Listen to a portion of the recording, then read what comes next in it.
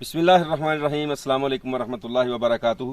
प्यारे नाज़रीन इकराम, तौहीदाबाद अयूबिया का इलाका और जड़ी बूटियों का गहवारा। ये एक बूटी है, इसको बिच्छू बूटी कहते हैं और इसको यहाँ की मुकामी ज़ुबान में कहर कहते हैं। कहर कहर इसलिए इसको कहते हैं कि अगर ये ऐसे हाथ को टच कर गई आपको, ये जिस्म के किसी नंगे हिस्से को टच कर जाए, तो जिस तरह बिच्छू का डंग होता है इसके तकरीबन उतनी ही जलन होती है, शदीद किस्म की, बंदा तड़पता है तकलीफ के साथ। और इसका इंग्लिश नाम मेरे ज़हन से निकल चुका है। तो ये बेसिक इसकी हमने तहकीक की तो ये गुर्दों की सोजिश पर ही इस्तेमाल होती है, गुर्दों के अमराज के ऊपर इसको इस्तेमाल किया जाता है, दर्द गुर्दा पर भी इसको इस्तेमाल किया जाता है। लेकिन यहाँ पर ये जो है लोग इसको सिर्फ कहर के नाम से जानते हैं और जहाँ जिस्म पर लगती है वहाँ पर खुजली शदीद होती है, बड़ी शदीद।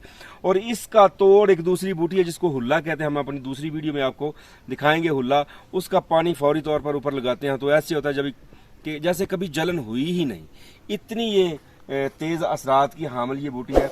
इसको करीब से हम आपको दिखाते हैं। इसके पत्ते, ये चाकू मैंने इसलिए पकड़ा हुआ कहीं मेरे हाथ को लग के मुझे जलना शुरू हो जाए। तो ये देखें जो है ना ऊपर हल्की हल्की बुरसी है, ये जहाँ पर आपके जिस्म को टच करती है ऐसी खुजली पैदा करती है कि रहे नाम अल्लाह का बाकी। क्योंकि मैंने इसका मज़ा चखा हुआ है, मेरे जिस्म को लगी थी तो मेरे कैमरामैन को के हाथ पर कल यहाँ आते हुए उसके हाथ पे लगी, तो इतनी फौरी तौर पर हमने हुल्ला ऊपर लगाया। हुल्ला एक जड़ी बूटी है, उसका पानी लगाया तो फौरी तौर पर उसको अफाका हो गया।